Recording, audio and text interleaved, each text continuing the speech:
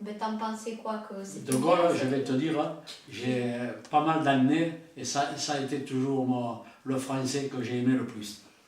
Et tu penses quoi qu'il y ait, qu'il y ait des gens qui ont un peu collaboré, on ne sait pas trop, et qui soient dans la politique?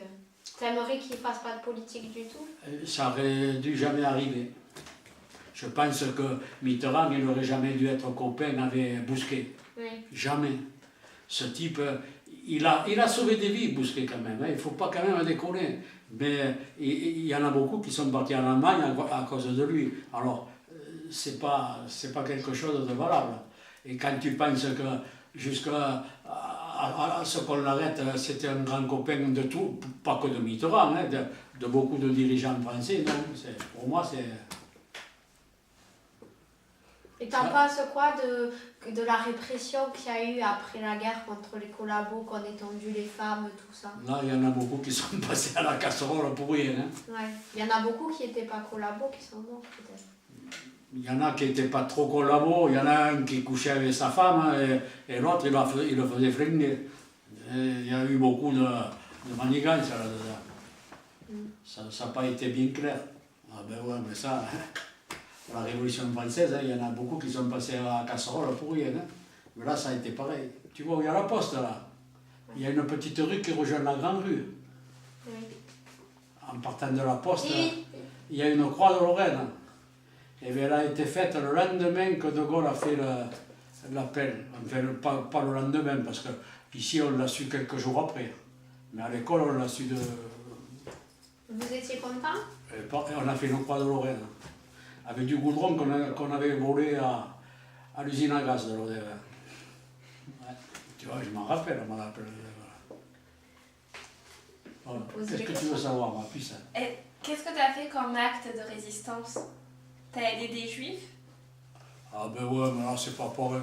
J'ai fait quelque chose que tout le monde aurait fait. Oui, mais c'était... Ils habitaient, tu vois cette montagne en face là? Ouais. Ils étaient là, cachés au coin. Et qu'est-ce que tu faisais? Tu leur amenais de la nourriture? Ils me donnaient de l'argent et quand j'avais quelque chose à acheter, je l'achetais, je le leur portais. On avait même, ça mon père je ne lui ai jamais dit parce que j'aurais pris une rouste. On avait trouvé, le jeudi on allait faire du bois, et ça c'est pas des blagues, des petits fagots là, sous la Vierge là, qu'on portait aux personnes âgées parce qu'il n'y avait rien.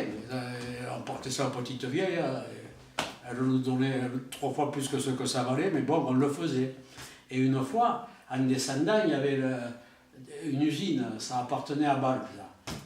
Et il y avait un canal qui partait de la rivière et qui rejoint mon atelier, là, mais un peu plus haut c'était. Et on y est rentré dedans, dans le canal. Il n'y avait pas d'eau, ils avaient fermé la chute.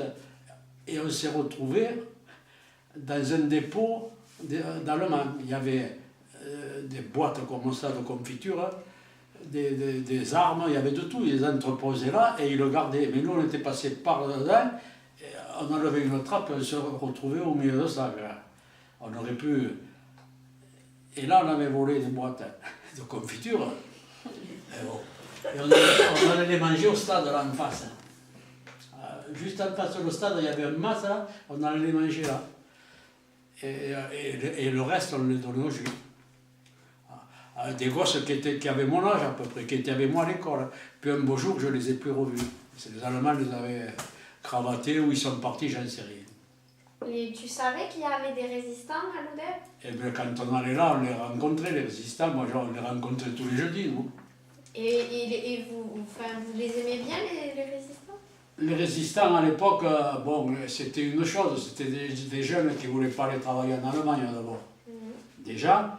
Puis il y avait des résistants, c'était des Espagnols qui venaient de faire la guerre d'Espagne. Ceux-là, c'était des cracks, ceux-là, ils ne regardaient pas si c'était... Et puis il y avait le maquis du Bousquet d'Or où il y avait Esquet. Il était au maquis du Bousquet d'Or. Ça, c'était un maquis bien ordonné, bien, qui faisait des... Mais les Allemands qu'on avait à l'Odève, c'était des vieux... Ils n'étaient pas mauvais, quoi. Enfin, ils n'étaient pas mauvais. C'était des Allemands, bien sûr. Mais bon, c'était pas des SS. Hein. Mais vous les aimiez bien, vous, les résistants?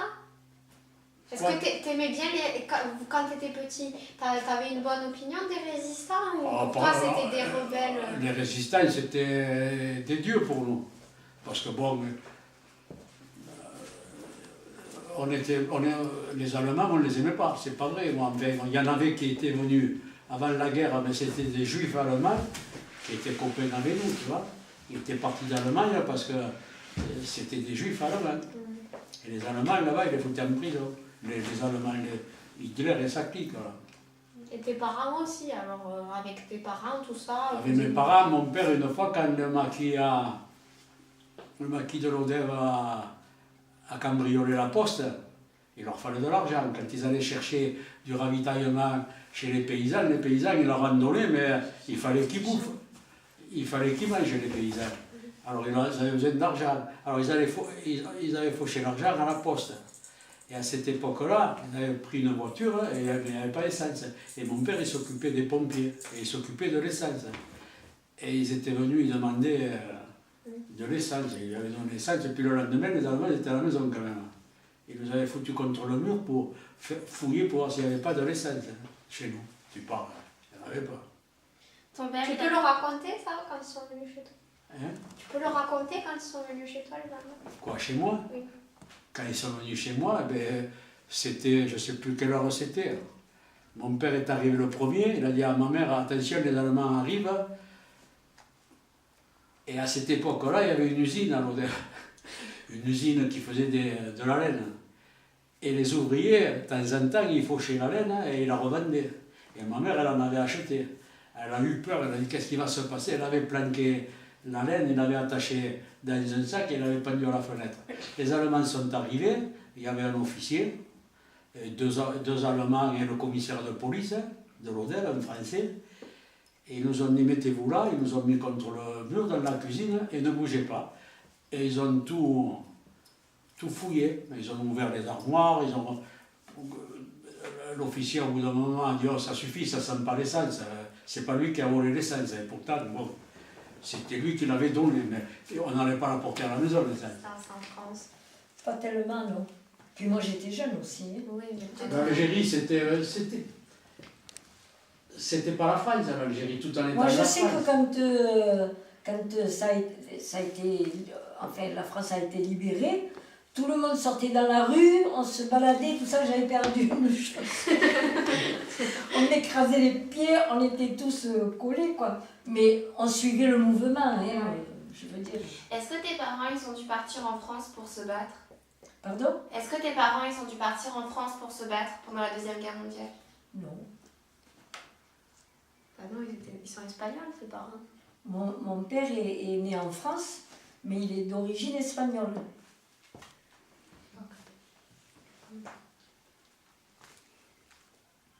Mais je t'apprendrai pas l'espagnol. Hein. Je sais que quelques mots, pas plus.